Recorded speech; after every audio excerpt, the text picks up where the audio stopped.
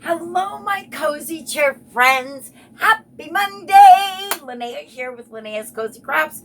How's it going? How was your weekend? Ours was good. It was really good. And I did a thing. See my hair? I put layers in the top and the sides of my hair all by myself. I am so happy with it. I just got to get them in the back yet because it's still long and all one length, but I'm loving this. And yesterday I used my I forget the name of it. It's a Longe hot tool, and it's got bubbles on the wand of it, and you wind your hair around in between them, and it turned out so cute. And it's still got, well, no, because I washed my hair after. That's right. I was going to say it's still got some in, but this is my natural, and I just used my air dry cream from Monat's to dry it last night because I didn't feel like blow drying it. But anyway, so I'm feeling pretty successful with my hair right now. I haven't done anything with it today. I'm still trying to decide what I'm going to do. Anyway, I've got a few things for you today, and I think I'll start with the stitch along progress. I am one stitch off. I'm leaving it. I'm just leaving it. That's just all there is to it. I'm not going to pick all this out after when I discovered that I was off one, but we have leaves and we have a start of a pumpkin. And you'll see that the pumpkin's a little wonky, but you know what? Pumpkins aren't always perfect. So this is my not so perfect pumpkin. But isn't it cool? And this is the linen. Can you see the difference between linen and those of you that are familiar with Aida cloth? It's much, much different. And I use these glasses with it at home. And then I also use my gooseneck magnifying light, which I need to replace that because the gooseneck part doesn't want to stay up in position very well anymore. Then I pulled back because somehow on Jerry's blanket I managed to create an extra stitch, so it went like this, and I thought, well, okay, I'll just decrease. Well, I did not like that wowie, so I ripped all that out yesterday, and I crocheted back up to row 40. So I'll be right back with that.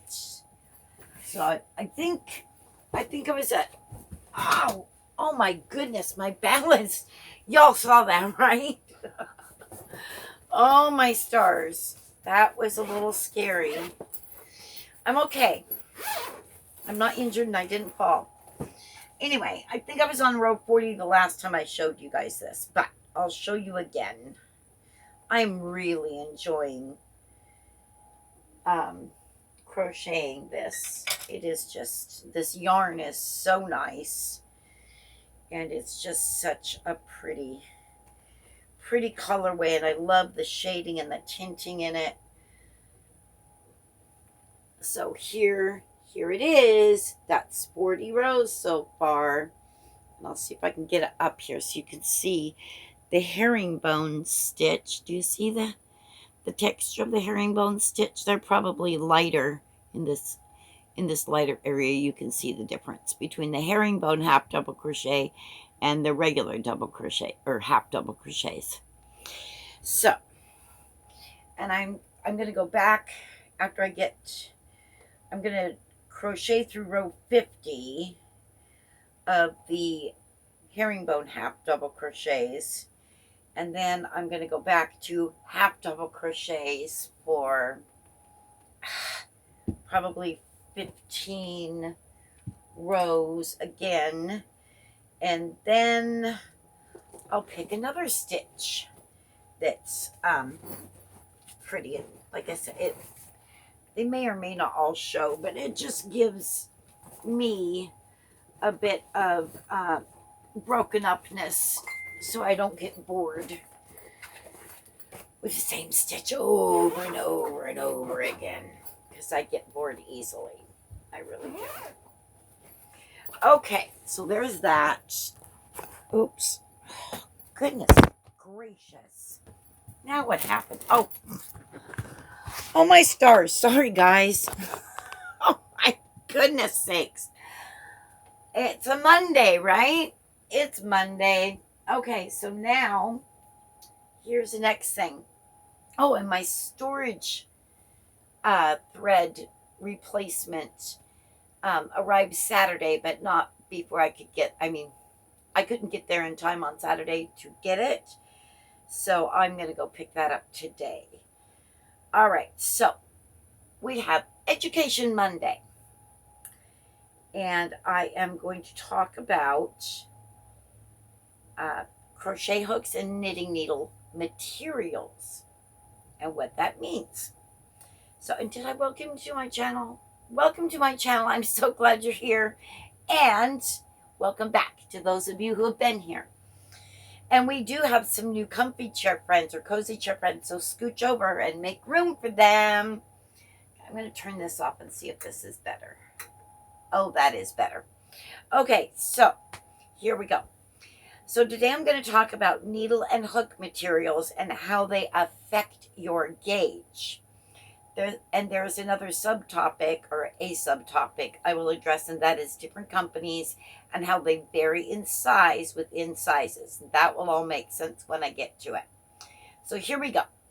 As you know, and I wrote this all out. As you know, there are several materials hooks and needles are made of. We have bamboo/wood, carbones, which are made of the same material the space shuttle is made of. We have metal, and we have plastic. And there's also acrylic too. Each material has its own characteristics.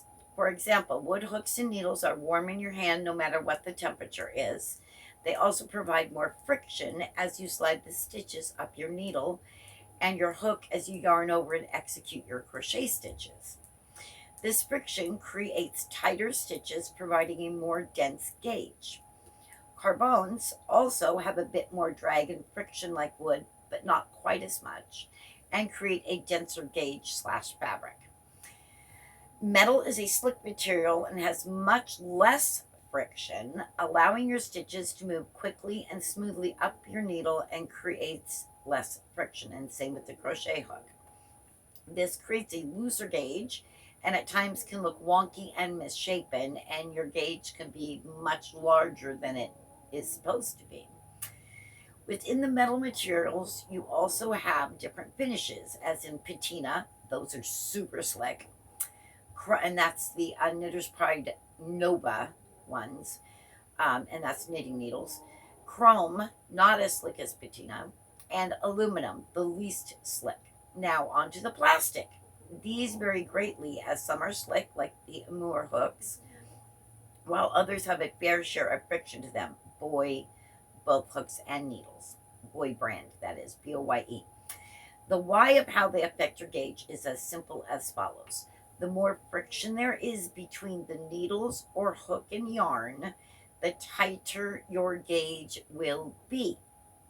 The less friction there is, the looser your gauge will be.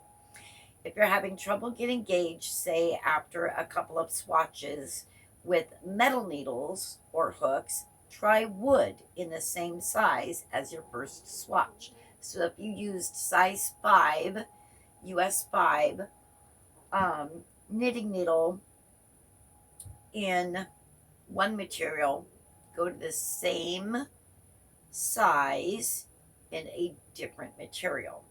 Okay. Okay, let's see, where was I here?